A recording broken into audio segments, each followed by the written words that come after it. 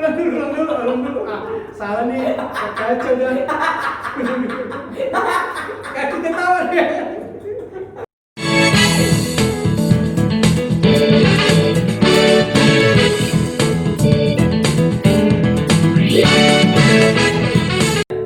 Terima kasih Tuhan, kami bersyukur pada siang hari ini Tuhan. Sebelum kami melakukan tag video Tuhan, kami mau kasih pujian, kami mau selalu bersyukur karena segala kebaikan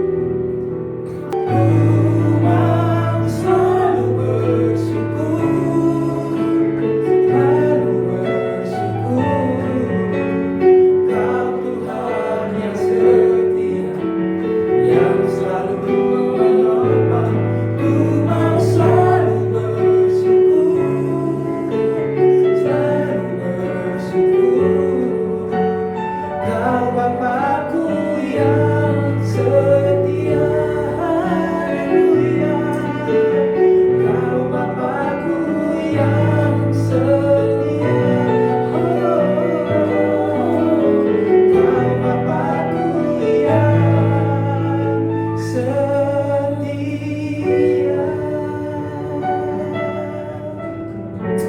Haleluya. Kami selalu bersyukur pada Tuhan. Amin. Balik lagi sama kita, Sahabatku Channel. Pastinya kita mau coba ngobrol-ngobrol tentang musik. Lebih tepatnya itu kita mau bahas tentang bolehkah musik rock diadopsi ke dalam ibadah gereja, betul ya? Iya, Seperti itu ya.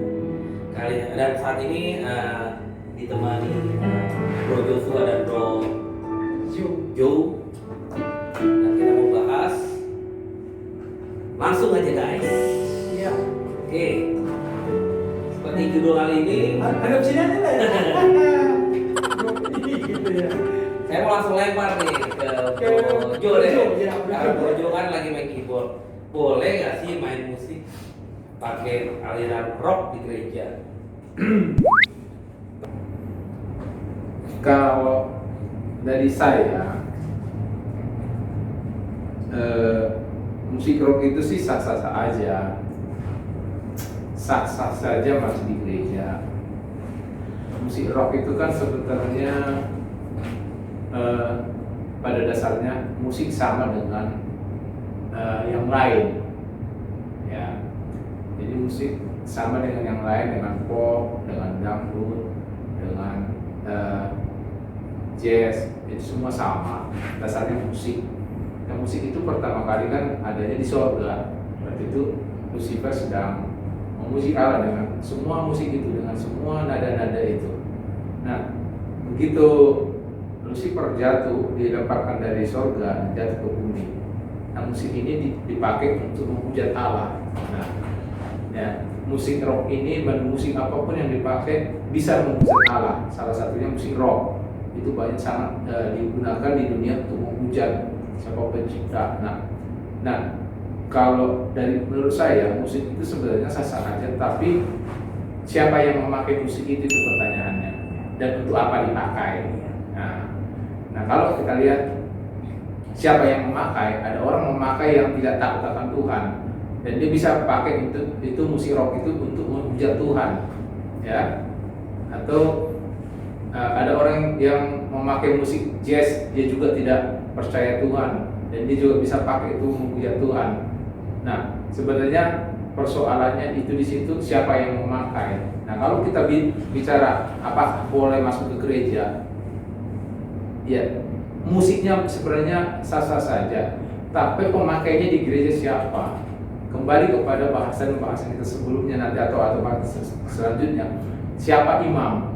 Siapakah imam? Maka di gereja kan pemusik itu disebutkan itu imam musik, atau jabatannya imam di hadapan Tuhan. Nah, imam-imam ini siapa di hadapan Tuhan? Tujuannya apa? Motivasinya apa? Ketika musik dimainkan, musik rock di gereja, dengan memang pemakainya orang yang cinta Tuhan, yang memberikan musiknya buat Tuhan, itu sah-sah saja menurut saya. Cuma dikembalikan, kalau misalnya musiknya pop, musiknya balad, tapi orangnya benci sama Tuhan, bagaimana itu kan satu sesuatu hal yang berbeda ya, berbanding terbalik. Jadi kalau bagi saya sah banget musik apa aja dipakai di gereja selama tujuannya dan siapa yang memainkan, siapa yang memakai dan untuk apa dipakai, gitu kan. Nah, dan dengan aturan-aturan yang diterapkan di gereja tentunya. Nah, dengan aturan-aturan itu ya musik apa aja bisa ditempatkan di mana, misalnya di lagu pujian, praise kalau bahasa umumnya di gereja di praise dikasih bahasa umumnya itu praise, itu dikasih lagu rock. Nah, di penyembahan dikasih di lagu penyembahan itu slow beat dikasih lagu pop. Jadi nggak masalah sih bro, menurut gua.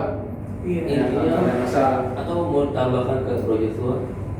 Sama seperti Bro Jo, jadi begini ya. Kalau kita flashback ke perjanjian lama, waktu bangsa Israel sudah di tanah Kanaan, maka Daud membentuk tim musik itu ya. Dan dibawalah alat-alat musik di bait Allah gitu. Ada musik angklung, ada harpa, segala macam gitu. Dan lagu-lagu juga masuk dan mereka menari-nari gitu ya. Saudaraku, sebenarnya musik itu tidak salah gitu ya, tergantung yang tadi dibilang oleh Bro Jo, siapa yang pakai gitu. Jadi seperti kalau kita nyanyi di gereja saat ini kan ada lagu Bangkit Surga Nama Yesus, itu kan musiknya rock gitu ya. Terus ada lagi lagu Roh Kudus Tercurah. Coba musiknya apa tuh? Jenis musiknya apa, maksudnya dalam beatnya apa? Kan rock juga kan? Nah, jadi saya setuju musik rock itu dibawa ke gereja untuk memuliakan nama Tuhan, karena dulunya musik itu di surga adalah semuanya berasal dari surga gitulah kira-kira, dan tidak salah kalau dibawa ke gereja gitu. Asal yang menyanyikannya adalah untuk kemuliaan nama Tuhan, bukan orang yang mau memabukkan, narkoba, orang yang menyalahgunakan kejahatan gitu, tetapi untuk kemuliaan nama Tuhan. Memang sih kalau kita lihat musik rock dulu di Jagger gitu ya, itu musik rock tapi seram-seram ya, buka baju, narkoba, pre-sex, nah itu yang salah. Jadi kalau kita baca di Alkitab mulai dari perjanjian lama sampai perjanjian baru, musik tidak salah, ya, karena itu berasal dari Tuhan dan kemuliaan nama Tuhan. Berarti intinya nggak masalah ya? Nggak masalah. Dari Bro Jo dan Bro Joshua ya? Tidak salah bro. Sebab kan mungkin banyak anak-anak muda di sini, apalagi yang mereka yang melayani Tuhan, sebenarnya pengen lebih tahu lagi di dalam firman Tuhan itu apakah memang ada tertulis gitu bahwa musik ini yang boleh atau musik dengan genre sendiri ini yang tidak boleh atau boleh, apakah ada gitu di firman Tuhan? Nah, mungkin saya dulu ya. Jadi seperti yang saya bilang tadi, Raja Israel, yang kedua adalah Raja Daud. Dia adalah paling komplit untuk membentuk tim musik di bait Allah gitu ya. Ada Heman, ada Asaf, ada beberapa gitulah, ada dan keturunannya gitu. Nah, tetapi itu memang tidak diatur di genre musik gitu. Tetapi tidak disebutkan satu persatu karena mungkin terlalu banyak yang diterangin gitu ya. Tetapi tidak ada dilarang musik itu di gereja. Itu selama itu memuji Tuhan diizinkan aja, termasuk dangdut. Kalau kita pikir rock sama dangdut lebih berbahaya, maksudnya ada lebih negatif gitu ya, karena joget, pinggul dan sebagainya gitu ya. Dan itu juga bisa di gereja, itu Yesus kekasih jiwa itu pakai lagu dangdut gitu ya, dan sama dengan lagu rock gitu. Jadi di Alkitab tidak ada spesifik di. Tidak ada berarti ya? Oh, tidak ada. Atau Bro Jo mau? Ya kalau saya melihatnya gini, musik rock itu sebenarnya, gue lebih ingat kalau saya bandingin musik rock, interpretasi mereka terhadap musik rock, maksudnya ke kehidupan sehari-hari saya lebih ini.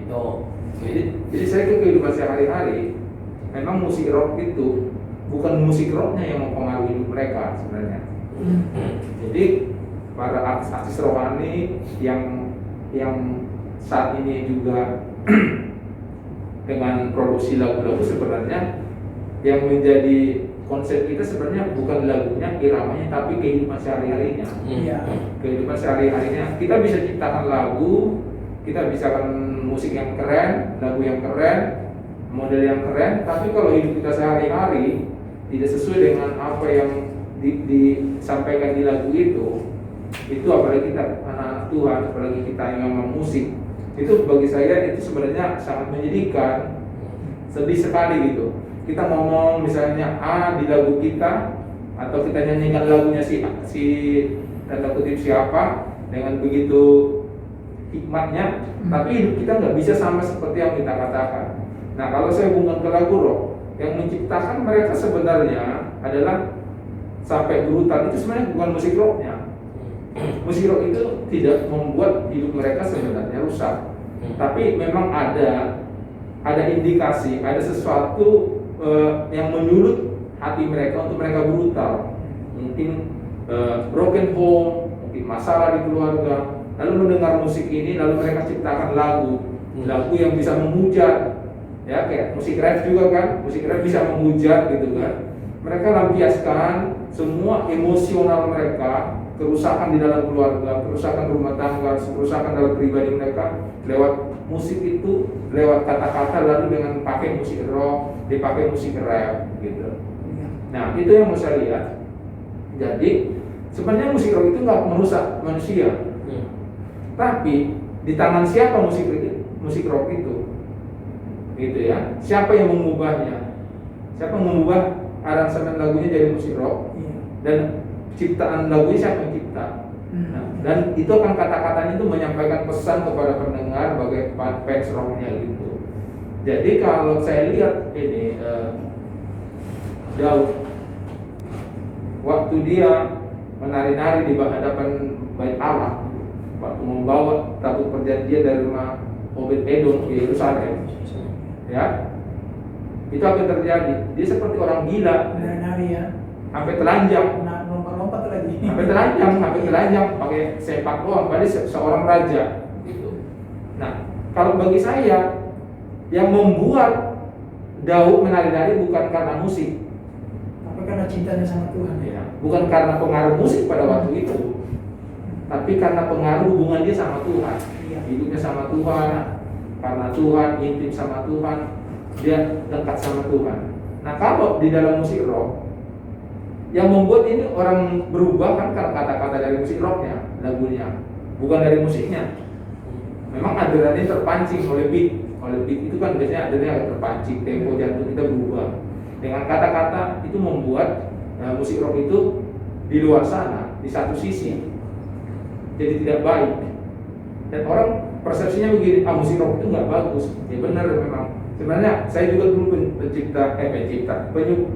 fans musik-musik rock kayak Megadeth, Guns N' Roses, AC/DC, Antichrist, Divine Child. Saya zaman itu saya udah tahu Antikristus dan anak setan itu AC/DC. Tapi saya suka nonton, kenapa? Karena bahasa Inggris saya waktu itu ya belum bisa seperti sekarang mungkin. Kata-katanya juga kita nggak tahu bahasa, kata-kata lagu-lagu itu kan berbeda-beda ya menurut keadaan di mana mereka menciptakan lagu dan keadaan kita mendengarkan. Nah, tapi itu memancing adrenalin saya, bagi saya itu enak. Tapi saya banyak hal dari pengaruh dari gaya mereka di dalam ketika memainkan lagu itu, saya ikut-ikutan. Padahal mereka sebenarnya sedang melampiaskan amarahnya terhadap orang tuanya, melampiaskan amarah terhadap pemerintah, melampiaskan amarah tentang mereka udah broken home, melampiaskan amarah mereka di musik itu, di waktu menyanyikan itu, waktu mereka narkoba, mereka kecewa. Nah, itu kita nggak tahu, kita nggak ngerti. Dan akhirnya kita ikutan gaya-gaya mereka. Makanya banyak masuk ke gereja, orang-orang yang main di gereja itu ngikut mereka, gayanya siapa? Drama siapa gitu ya. Nah, gayanya sebenarnya mereka nggak ngerti. Mungkin teman-teman baru sadar mereka melakukan itu sebenarnya cuma satu, mencari ketenangan di dalam musik, mencari damai sejahtera yang sebenarnya damai sejahtera itu cuma ada di Bapa di surga, di Yesus Kristus. Tapi mereka coba mencari dengan gaya musiknya, melampiaskan amarahnya di musiknya. Itu yang menjadi yang kita bisa contoh. Jadi yang kita contoh adalah sebetulnya Daud. Kenapa dia sampai dikatakan istrinya saya sampai menghina dia? Ya, karena cintanya sama Tuhan. Karena dia cinta sama Tuhan. Bahkan dia segala-galanya, dia dulu gembala cuma 2-3 ekor dia jadi raja, bayangkan.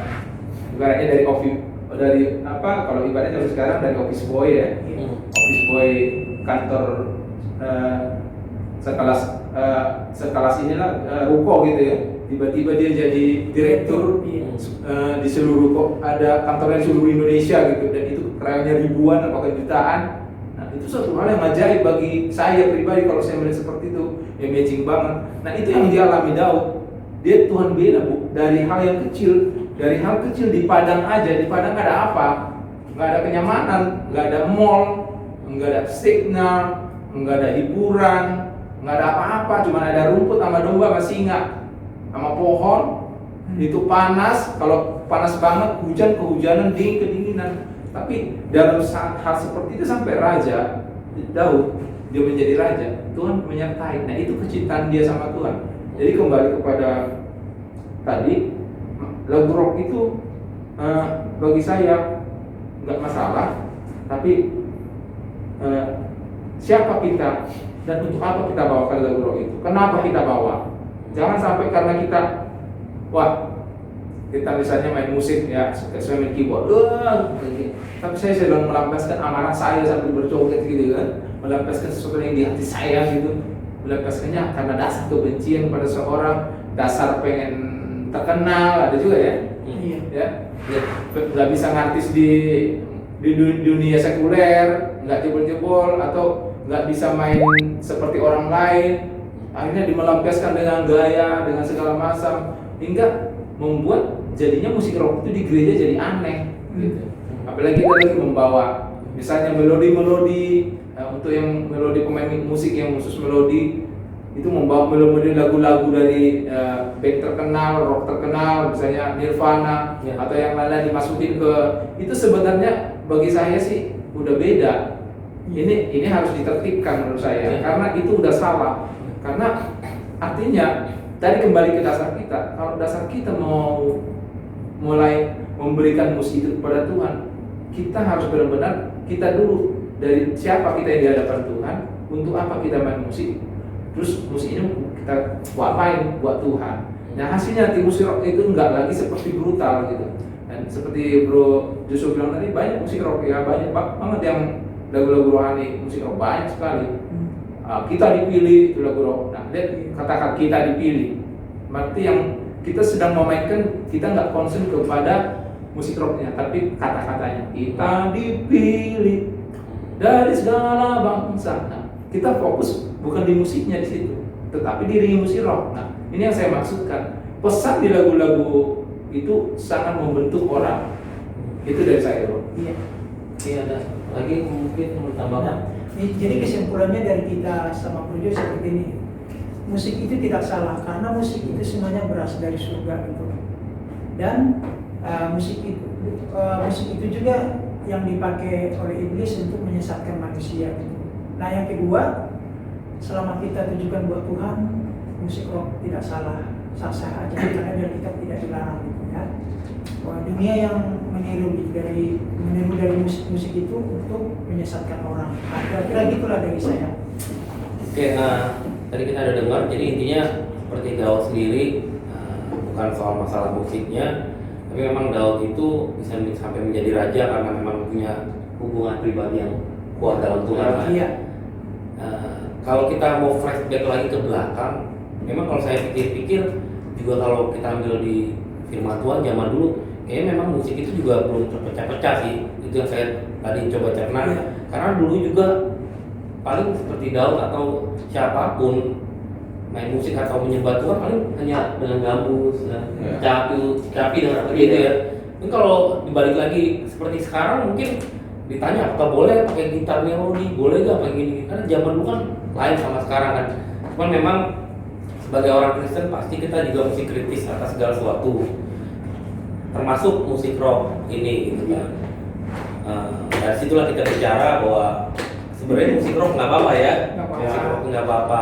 Walaupun memang di dalam musik rock sendiri itu terpecah-pecah, apalagi musik metal gitu. Musik metal itu kencang ya, ada thrash metal bahkan sampai death metal gitu. bahkan di pelajaran-pelajaran itu sangat sedikit menentang karena rata-rata band yang bawa lagu-lagu seperti itu mereka membawa satu seperti lambang-lambang salib terbalik gitu kan, pentagram seperti itu. Nah itu yang sangat mengerikan, seperti Marilyn Manson, seperti ya band-band seperti itu kan banyak banget tuh yang memang notabene seperti antikris lah gitu. Nah itu apakah bisa dibawa beatnya yang tadi seperti Brojo bilang, kadang-kadang kan musik kalau rock gitu kan adrenalin bikin naik nih. Iya. Apalagi biasanya yang kita tahu di gereja di Indonesia ini, semua gereja rata-rata denominasi punya ciri khas. Ada yang gerejanya itu musiknya Mars, ada yang British, ya ada yang gitu ya. Ada yang, nah untuk rock sendiri memang sih belum ada yang, mungkin ada band rohani ada, untuk musik gereja ada. Cukup keras sih, saya dengar cukup keras musiknya. Walaupun kadang-kadang kita dengarnya agak susah, tapi intinya sih tetaplah kita nggak bisa menjudge ya, yang penting pribadi hati kita kan ya. Iya. Lalu bagaimana tentang kalau di gereja sendiri, apakah musik rock itu gimana sih? Mendingan sering dinyanyikan atau karena kan melihat aspek kejemaat, Iya. pasti kan diperkirakan misalnya kalau jemaatnya kalau ibu udah tua gitu, gimana, apa memang ini dibawakan pas saat remaja atau pas lagi youth, atau ada gimana baiknya musik rock ini digunakan? Karena kalau musik ini kan bicara tentang rasa. Kalau saya sih yakin kalau musik pop dari atas sampai bawah semua bisa ya, semua bisa ya. Jazz juga mungkin justru yang umur-umur yang ke atas itu karena kan tenang, jazz itu tenang gitu kan. Mungkin kalau remaja, oh ini musik bikin ngantuk mungkin. Tapi kalau rock ini kan, nah itu gimana? Itu cara untuk di gereja, cara bawa musik rock itu kapan gitu baiknya di ibadah? Apa melihat faktor jemaat atau gimana? Coba bisa dibantu. Dari siapa dulu? Boleh Bro Joshua boleh. Iya. Jadi kalau Saya makan dulu lah. Ya. Jadi kalau Saya minum deh. menurut saya begini ya, kalau untuk anak muda memang lebih cocok lagu-lagu rock gitu ya. Makanya seperti tadi Bang Yus bukan nama Yesus gitu ya, atau dia lahir, nah itu kan Oh, cocok untuk oke. anak gitu ya. Tapi untuk orang-orang tua juga cocok, tapi jangan sering-sering gitu ya kan. Takutnya entok gitu ya. Iya, nanti mereka kecapean gitu. Iya, iya, iya. Nah, tetapi gini, kalau orang dari rumah sudah ngantuk banyak masalah ketika diangkat lagu-lagu yang rock gitu ya, namanya lagunya lagu rock yang heboh seperti lagu-lagu apa tuh, lagu-lagu Sidney Muhede, terus gitu. Nah, pasti mereka semangat dan masalahnya bisa, maksudnya masalah itu bisa lupa gitu. Kok enak ya? Kali itu makannya. Jadi menurut saya sih untuk anak remaja memang lagu rock lebih cocok karena mereka masih fight gitu ya. Tapi orang tua boleh masih sekali gitu. Berarti lebih tepatnya untuk remaja dan pemuda Nah, ya. iya. Jadi kita bisa kira-kira juga ya kalau orang tua Iya. mungkin ya. Pegawai takutnya incap gitu. Jangan kalau ada kebaktian umas dibuat dari awal sampai akhir lagu rock, mereka bisa pingsan ya kan? Nah itu dari saya. Projo. Ya. Ya, vaksin dulu ya. Dari saya sih, kata Bro Joshua benar. Itu salah satu tips untuk WL ya, misalnya worship leader ya. Cara memilih lagu ya. Jadi itu sih kembali kepada tips seorang worship leader untuk memilih lagu. Nah, kalau saya setuju dengan Bro Joshua, tapi yang mau saya tambahkan satu begini.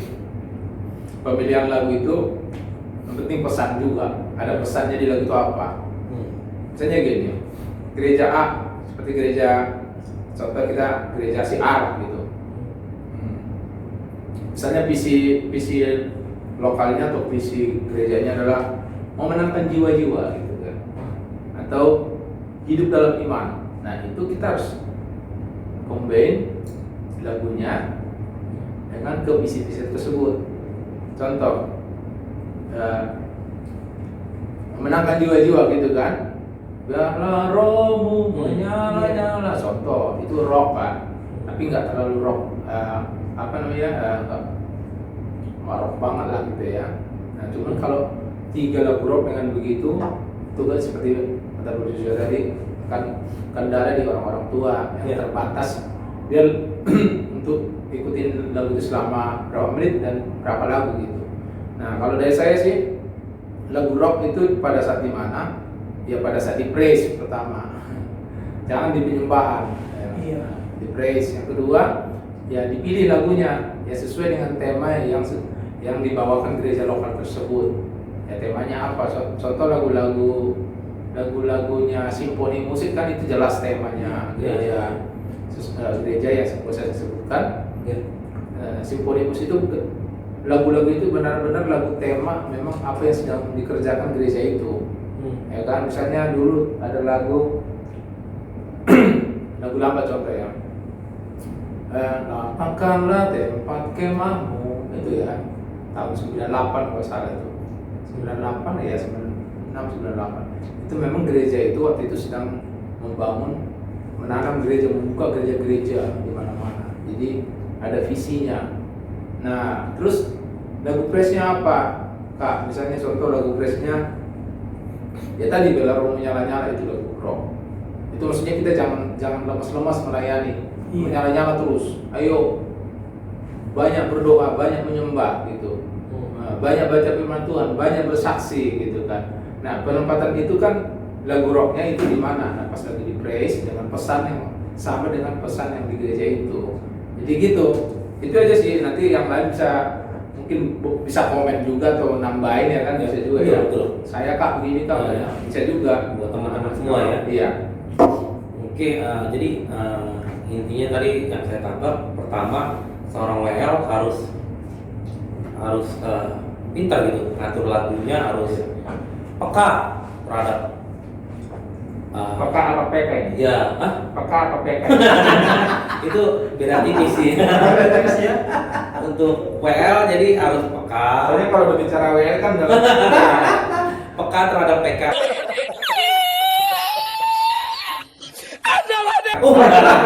Peka terhadap pemilihan lagu.